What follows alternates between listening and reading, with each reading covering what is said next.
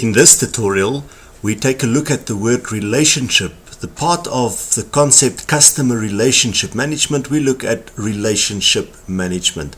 In other words, when we form relationships with customers, what do we mean by that? Is there a scientific process to this? This is the first part. The second part, we look at the relationship between relationship and profitability. If you have relationships with customers, they must also be profitable customers. There's no point in establishing a strong relationship with somebody that's not profitable. So we look at that relationship and we look at how to move a customer from prospect to business partner. So what would the beginning of a relationship entail and what would the end of this relationship entail? Let's have a look. As mentioned, in this part of the customer relationship management session, we work specifically with the relationship management part.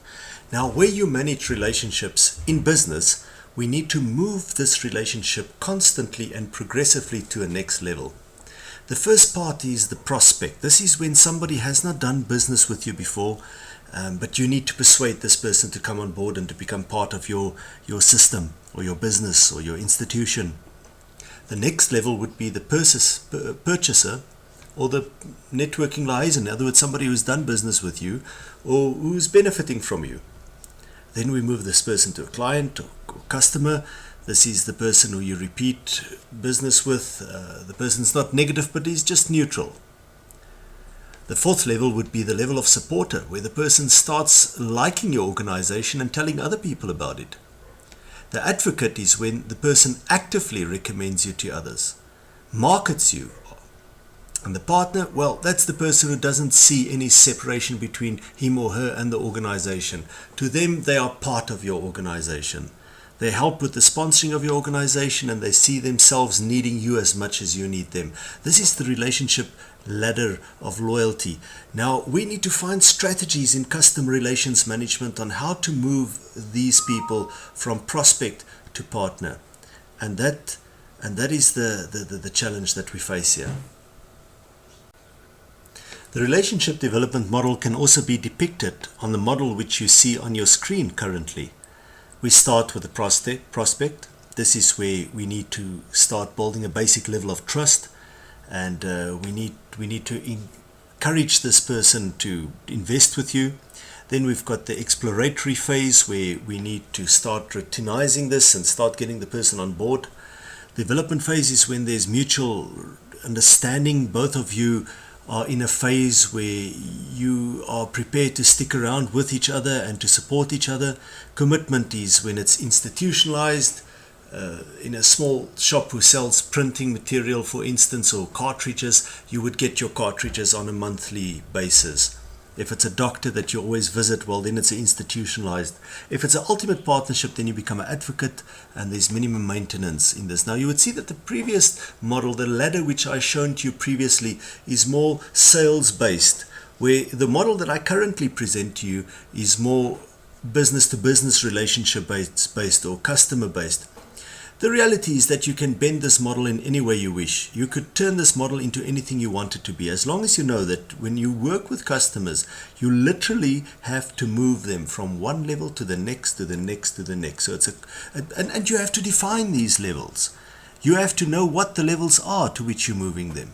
So this is the crux of custom relationship management, is to determine these levels, define these levels, and know exactly what your strategy is to move your customers from one level to the next. Now that you've developed your relationship levels, for argument's sake, on the left of the model on your screen, which I developed to understand the relationship between profitability and customer relationship, I've got prospect, exploratory or purchaser, development or supporter, commitment or advocate, institutionalized or partner. It doesn't matter. You can put anything there that makes sense to you. I recommend a 5-point scale, and I recommend that you stick along the lines of what we've got there, but you could really define this as you wish. But very importantly, we need to ask ourselves, now that we've got this relationship ladder, how do we relate this to profitability? Because at the end of the day, the purpose of the customer is always there to sponsor you. Even in government institutions, we need citizens to pay tax. In non-profit organizations, we need sponsors to give us money for our projects. In any type of organization, you basically need some type of sponsorship. So there needs to be a profitability. Now, the profit relating to the relationship, profit is very simple. It's very low. In other words, there's a very low profit, medium, high, or very high profitability from a specific customer or customer segment. Now, the model is very simple. It tells us that where a customer is not very profitable and the relationship is not very strong, there's a marketing problem. So your company needs to go and market. You're not attracting enough. You're not giving customers enough reason to consider your business or service. Where there's high profitability but low relationship, weak relationship, then it means that your customer relations management is not in order. You're not retaining customers. You're not keeping them. You need to work on your relationship. So CRM needs to play a prominent role. Where your relationship is extremely strong, but customers are not very profitable, then it means there's weak sales. You've got these people, they believe in you, they're there, but you're not selling anything to them. So you could literally, by comparing relationship to profitability, understand what to do. Should we sell more? Should we market more? Should we have stronger relationships? Of course, where there's high relationship value and strong profitability, there's good customer management. Now, exactly the same model could also tell us, as you see on your screen, that where relationship and profitability grows at the same pace, then it's a natural process where you start with marketing, you attract your customers, you go to sales where you acquire the customers and you keep them there through customer relationship management. So in a very healthy system, this would be the case. We attracted them, we acquired them, we retained them. And that keeps a healthy relationship between the customer relationship level and the profitability of that customer. If your aim is to buy a customer relations management CRM system or to get somebody to program such a system for you, there's a lot of options, but I think you need to get the basics right. Now, the first thing is that you need to tell the supplier or the people who's going to program this for you that you need this ladder. You need this ladder of customer development, relationship development. And obviously, when you program something and you're going to measure something, it needs to be quantified. So we need to go and quantify each category or each layer or level in this ladder. As a rule of thumb, I would give prospect 0 to 20, exploratory 21 to 40, development 41 to 70, commitment 71 to 90, and ultimate 91 to 100. You would see that they're not in equal parts. There's a reason for that. It must be very difficult to push somebody to ultimate partnership.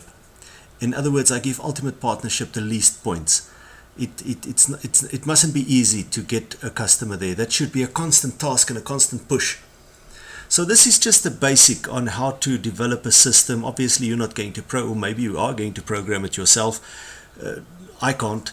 But what I do know is I know the basics. So if I work with a company where I assist them in developing a program such as this, I'll have the IT guy there, but also have the CRM expert there. You need both. IT people are not CRM experts. They cannot necessarily program the best customer relations management program just because they know how to program. You need somebody there who understands the fundamentals of this. So on your screen, there's a good model, have a point system. Also, other things that you have to look at. Let's look at the next slide. You need to have a weighting system for your categories, and you need to attach each weight to a specific strategy. Let me explain this.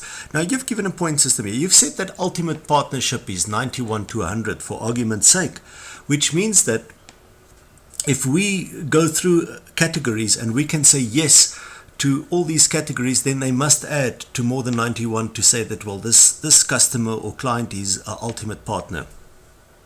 Now, here you'll see that I've got just an imaginary or weight distribution. You'll also see that it doesn't necessarily add to 100, and there's a reason for that.